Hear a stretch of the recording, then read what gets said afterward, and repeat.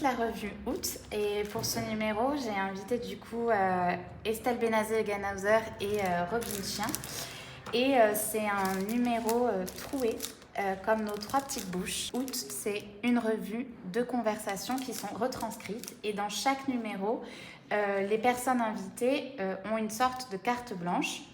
Je vais vous présenter celle de Robin Chien, qui nous a envoyé des scrapbooks qui ont été ensuite remis en page par Traditore.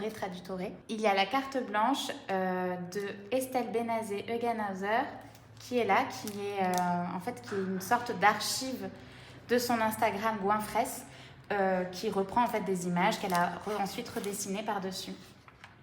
Et là, on peut lire. Puis quand j'ai enfin chié, c'était comme si mon cul avait un gigantesque orgasme. Je regarde vers toi quand même. Ouais. Salut, moi c'est Estelle Benazet-Eganhauser, je suis écrivaine, aussi chercheuse et performeuse. Dans le Août, je parle de Taurine, mon prochain roman.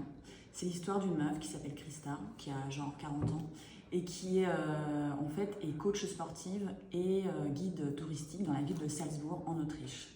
Le matin, elle entraîne ses touristes, elle les fait suer grave, et l'après-midi, elle les gave d'histoires nationales, patrimoniales.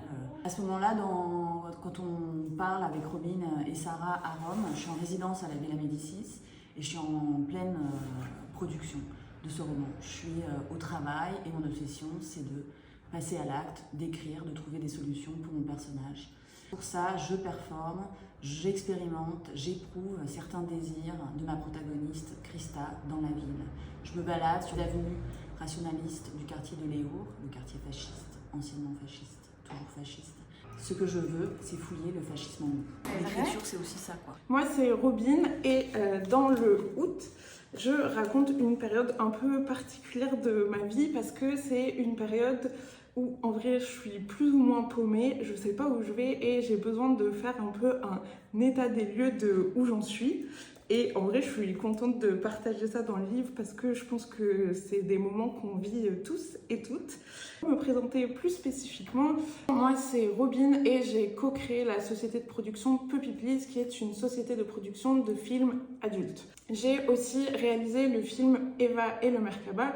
Eva est mon associée dans la société de production Puppy Please et Merkaba est une personne que j'ai rencontrée à la Ciotat qui a certains pouvoirs magiques. Dans le Août, j'invite aussi l'artiste Lidvine Prolonge à venir discuter avec moi à propos d'un moment assez charnière dans sa pratique et sur laquelle j'avais beaucoup envie de l'entendre parler.